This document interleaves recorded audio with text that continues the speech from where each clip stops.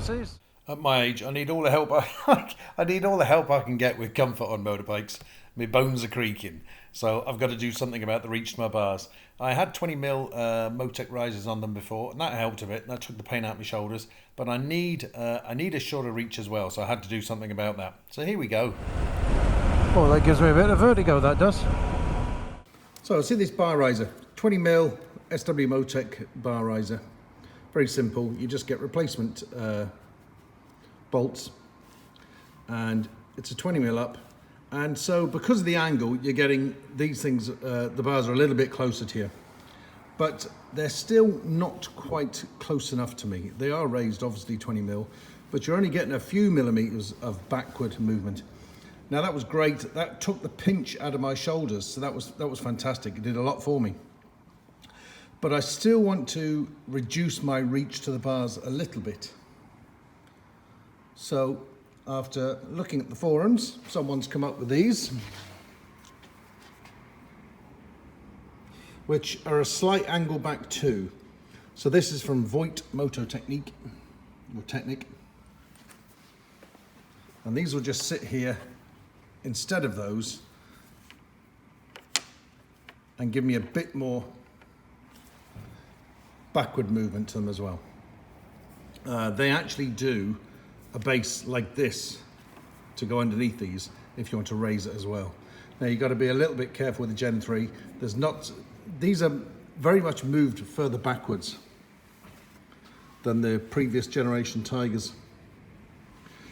So the cabling is a bit tight, so you just got to be wary. I should be okay on these because it's not too much of a move. These go on quite different from the Motech ones. The Motech ones go on there, and they provide a longer bolt that goes all the way through here. On these ones, these just sit on here, and they provide a bolt at this stage here, and then you reuse your existing Triumph bolts. So that's great. So all they do is give you one torque spec for that, 38 Newton meters, and then I'll just follow the Triumph specs for the two top ones. 38 Newton meters. Cool, that's that. Now we just put Triumph's original back on. And Triumph's original bolts in there, and Triumph's original torque setting from the manual. I've forgotten those again, I'll have to look those up. So the fronts are torqued to the Triumph spec, which is 35, which is not a load. And the next one down are 26.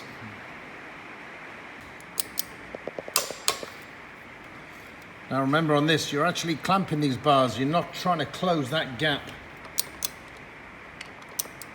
at the back of the clamp. It's supposed to be open, it's supposed to be a clearance there.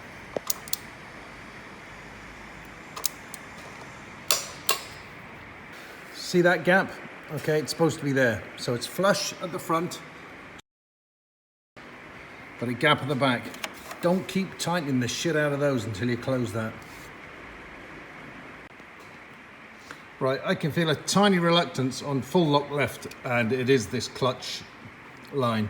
So I'm going to just unclip that from that rail there. Yeah, this clutch cable, if you unclip it from that clip and put it right down underneath, even below this here, and all the strain's gone off it now, completely gone. So I do think that's necessary. I wouldn't leave it in there. The bars in the switchgear just gently touch that tank bag, but it won't restrict the steering in any way.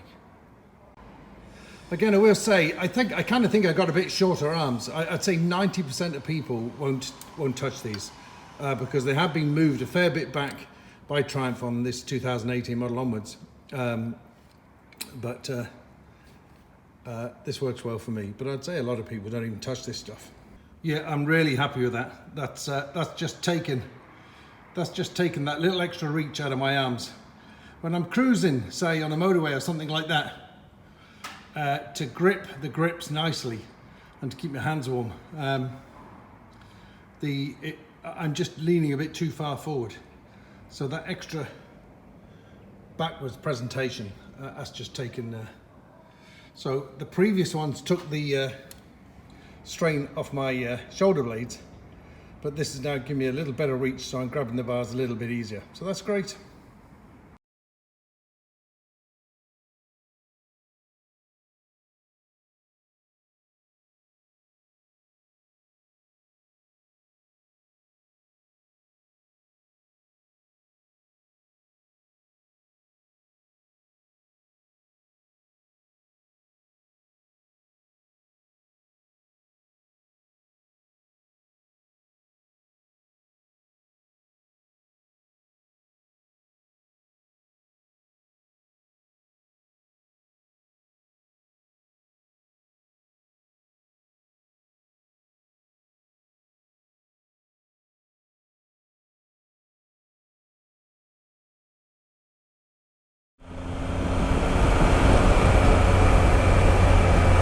Whoa there, Mr. Car. Mr. Car, stop. Oh my God.